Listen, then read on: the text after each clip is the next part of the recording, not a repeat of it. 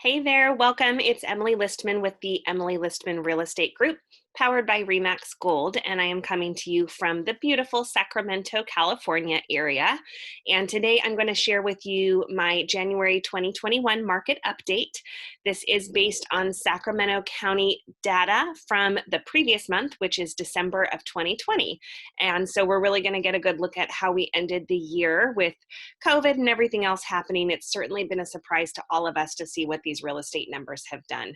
So we're going to talk about sales. We're going to talk about the market itself and what different numbers are impacting pricing and how that may all affect your decision to buy and sell. So hopefully you get something out of this. First, we're going to look at what's available on the market right now for sale, what actually sold in December, and what went pending in December, which would mean an accepted contract, okay? So as far as what's still available on the market right now, we did see a dip in December, and that's pretty common with the holidays. We do usually see things slow down in December, so no really big surprise there, but it was a pretty big dip. So we saw about a 28.6% decline in homes available for sale. So that's the inventory on our market, and that's about 50% less than what we saw in December of 19. So this has been a pretty consistent trend over the past 12 months, this lack of inventory, and you're going to see that play out throughout this presentation. As far as sold homes, so things that actually closed, new sales that closed in December, that was only a drop of about 5% from November, which is pretty great, and up almost 15% from December of 19. So believe it or not, about 15% more homes closed in December of 2020 than in December of 2019, which I don't think anyone really expected as we saw sales and inventory decline so much throughout the year. And then pending sales, so new contracts that were accepted in December were down about 15% from the previous month, which was November, of course. Again, it's a little more than we would typically see, but a slowdown in December is not uncommon in any market. And but still up about 30.8% from the previous year. So we still saw some really strong numbers come out of December 2020. We look at the average price per foot of a home. If I've ever sold a home for you, you know that I am a really big fan of price per foot. Sometimes when you're looking at homes and what they sell for in your neighborhood, you get an idea of what a price should be in your head. But when we look at the average price per foot, it really helps us get down to what a realistic price should be for your home and how much we think we can really get for it, which is sometimes more than what you thought and sometimes less. But it's really important that we understand this. It's been steadily increasing. So in December, it went all the way up to $277 per foot. As far as I know, that is the highest we've seen in this market ever.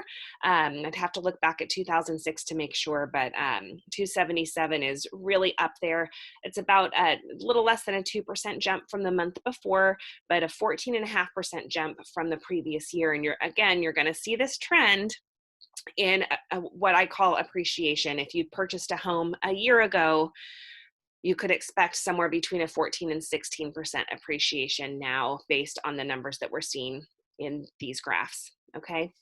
Average days on market is something we look at simply because it really gives us a good pulse on the buyer activity, how aggressive buyers are being and how quickly homes are selling. Anything below 3 months of inventory is considered a seller's market.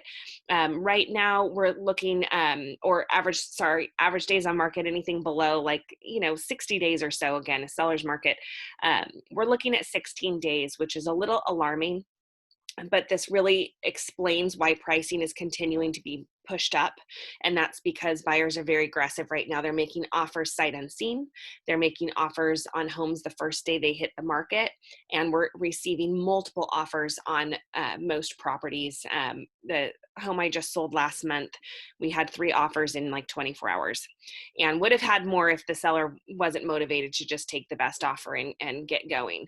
So 16 days on market. And then we're also looking at 101% sale price versus list price. So that means on average, homes are selling for about 1% higher than what they're listed for. As always, it's an average. Some homes are selling for 10% more. Some homes are selling for 5% less. We're just looking at an average across the board. Okay, pricing itself. So I always include the average sale pricing. This is homes that are actually for sale here, that green line on top, but I don't pay a whole lot of attention to it. It's always a little skewed because the higher priced homes do spend longer on the market.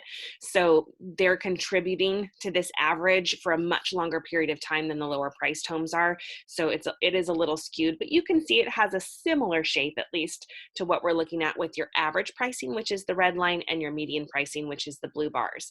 So average price in December went all the way up to 493,000. Again, I believe that's the record for Sacramento County averages. And that's about a 0.4% jump from November, but a 16.6% jump from December of 19. So again, looking at the appreciation in the homes over the last 12 months, that's really what's going to help save our market from, foreclosures and things like that people are concerned about, is all of this added value and appreciation that's happening. And then the median sold price went up slightly to 445,000, up again 0.2%, small amount from the month before, but up 15% from last year. And months of inventory, I touched on this a little when we were looking at days on market, because they definitely go hand in hand. When we look at months of inventory, we're looking at, if no other house was listed for sale, how long would it take, based on sales results and buyer demand, to sell out the homes available on the market? And right now we're at 0.4 months, which is less than half a month. So let's just say 2 weeks. In 2 weeks, we would have 0 homes left on the market to sell. This is extremely alarming. Again, anything below 3 months is a seller's market. So we have a long way to go before we're going to get out of the seller's market and back into a more neutral market. So the reason this is alarming to me is because it's going to keep putting pressure on prices. So prices are going to continue to rise. We're going to continue to see multiple offers on properties, which is very frustrating for both buyers and their agents. And so really, I like to see a healthier months of inventory number closer to 3 months, because that's more realistic and that is a healthy market. Okay. And then for pending sales, it's at about 0.5 months, so very similar.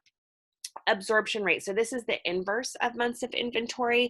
So this says in, a month's worth of time, how many of our homes on the market would be absorbed? Well, of course, more than, it's 236.9%, because we have less than half a month worth of inventory. So this is just another way to look at the numbers. I want to summarize things for you, some points, and then just a summary of the market. So there's a serious lack of inventory for buyers to choose from. We're seeing strong sales, a plethora of buyers, yet still lack the inventory to serve the buyer demand. So if you're considering selling a home, this is very important to look at. We need more homes available on the market. The average days on market is still startlingly low, indicating buyers are not wasting time, and they're being very aggressive in the offer process. And despite COVID, pricing has remained steady and continued to rise throughout 2020. A months of inventory estimation below 1 month and an absorption rate above 100% indicates we will continue to see multiple offers as standard practice. And I believe for sure, although I wrote potentially, increased prices. So obviously, there continue to be more buyers than sellers in the market. This seller's market that we're currently experiencing, I do not see any end in sight until we start to see more inventory coming on the market. I'm hoping with the vaccine coming out, we're going to see that happen. Multiple offer situations are going to continue to be the norm until we have more inventory for buyers to choose from. And the low interest rates, which we expect to continue, of course, are contributing to the increased buyer pool, because obviously, the lower the interest rate, the more spending power you have when you're purchasing a home. Sellers who are nervous about listing their home today should really take this information into account. The longer you wait, the more likely you are to land in a market where there's a lot of other people listing their homes as well. So low interest rates and California's stringent COVID policies and rules, we are so careful. I've not had any issues with COVID, and I have had multiple sales over the last few months, been quite busy actually. So no worries there. We can walk you through exactly how to make that work. Buyers also keep taking advantage of the low interest rates, but expect to make, I tell my buyer clients, a minimum of 3 to 5 offers. before you're going to find the home that actually works out in the negotiation deal. I was very lucky, with the exception of one buyer. All of my buyer clients over the last 6 months, we have been able to get the first offer accepted, but that is not common. I've just been doing this 15 years and I know how to build relationships and write a really clean offer, but it's not necessarily what you'd want to expect as the norm. So, as always, I'm here to help, and I do have reports for Yolo County, Placer County, and El Dorado County as well. If you live there and would like information about that county, I can also create reports for specific cities or even zip codes. So, email me at emily@emilylistman.com if you would like information about an area other than Sacramento County, or if you have any questions about buying and selling, COVID practices and policies when it comes to buying and selling, or anything else that I can help you with. I'm always here to serve. So thank you so much, and I will certainly be here to present to you next month, as always. Okay, bye.